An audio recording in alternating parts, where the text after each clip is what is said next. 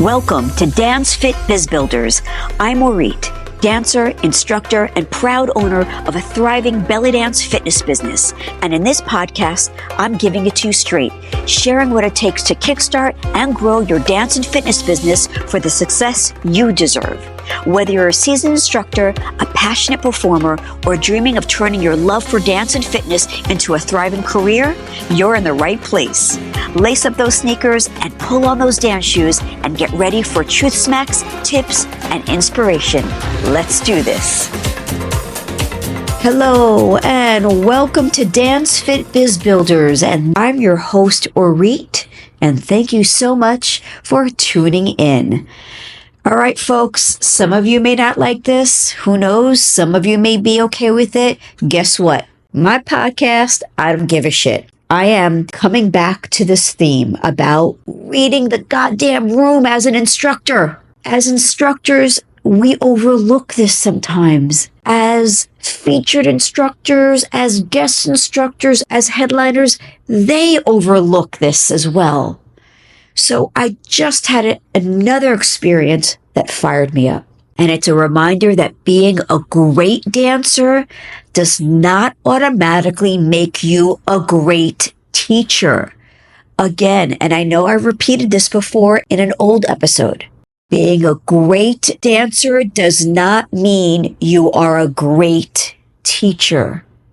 And those of you who produce events, those of you who bring in guest teachers, please listen to this. I implore you to audition your guest instructors or get a video of them of how to teach.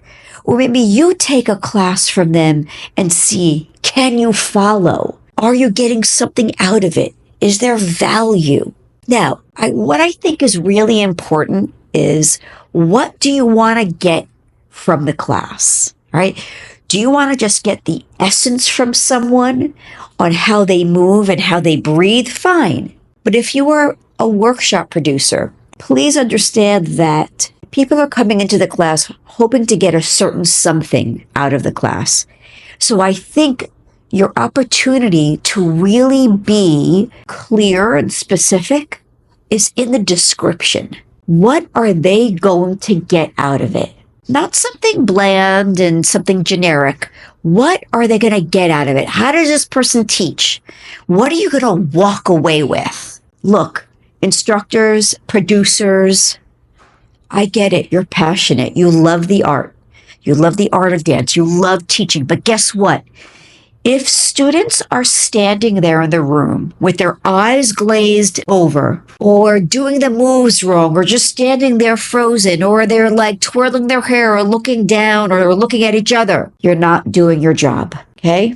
Teaching is a whole nother skill set. All right, so I was in a class with an incredible dancer, truly incredible, gorgeous performer, and a beautiful human as well.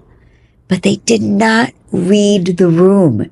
And I'm standing there thinking, they mentioned that they love questions, which is great. But as teachers, you need to understand the psychology of students. It's great that you love questions, but the psychology of a student is that they are intimidated to ask them. So here's what instructors need to think about. That people who come into a room, those people who might be a little bit insecure, even though they're not being judged in the in-person class, eyes are still on them. There's a room full of strangers, right? There are mirrors, right? Eyes are still on them. Even though there's no judgment, they still feel like they're being watched. So adding a question that they're going to ask, that ain't going to happen. That's enough for someone to freeze, shut down, right? And not raise their hand. So you really need to understand the student's experience, right? In order to serve them. Because students are in the class. They're trying to process, am I doing this right? Oh my God, I'm the only one who's not getting it. Or do I look dumb? Or shit, can't figure it out. Maybe I'll do it later. See, that's how you're going to lose students. So here are my tips. Stop rushing. Slow it down.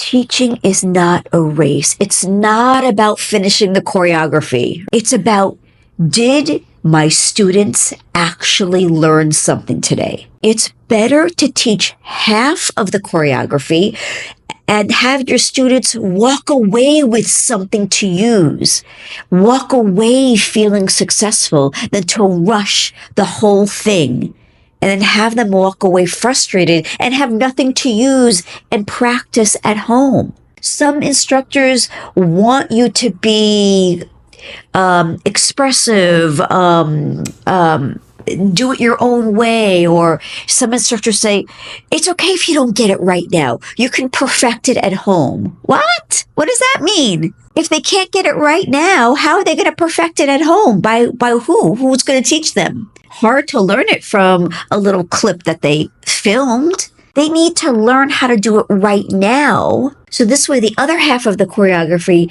they'll at least get the idea of what you mean, because you really were clear in the first half of the choreography. Okay. Also, another tip. This is not a talent show. It's a class. I get it. You love to dance as an instructor, right? And you want to show your students what it's going to look like. Great. Anticipate what's coming up in the next 16 counts, but not in the next 64 counts. Make sure that they get these small chunks before you proceed. Think about it.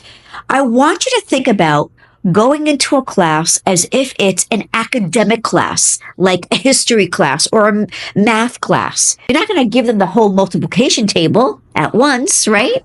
You're going to give them little bits until they get it. You learn step by step. Same goes for dance. Dance is no different. You need to build it. You need to layer it, pause, and then check in with your students to see if they got it. Here's what great teachers do. They teach what's in front of them, not what's in their head. Great teachers are able to adjust on the fly. Great teachers repeat, and repeat some more, and without apology. Great teachers know when to pivot. They know when to scale back. And great teachers understand that the student experience matters more than getting through a goddamn choreography. Folks, the takeaway is, if your students didn't get it in class, they're not going to magically get it at home. You're the guide. You're the leader. You set the tone for success.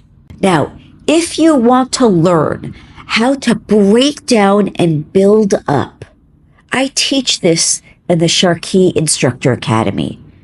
I teach you flow. I teach you effectiveness.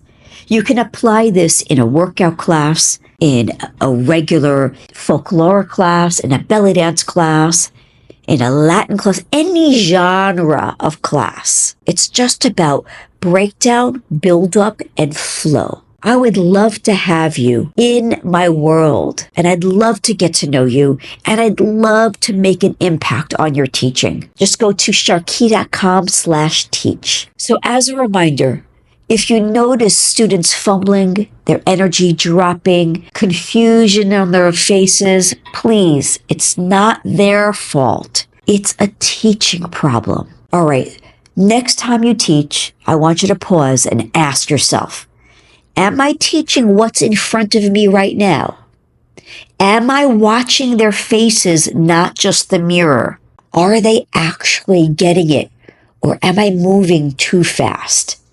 Look, this is tough love, but it's love, because I know you care and I know you want to do right by your students. So read the goddamn room, adjust, and teach the humans in front of you, not the fantasy version in your head. All right, folks, if this hit home, share it with another instructor who needs to hear it.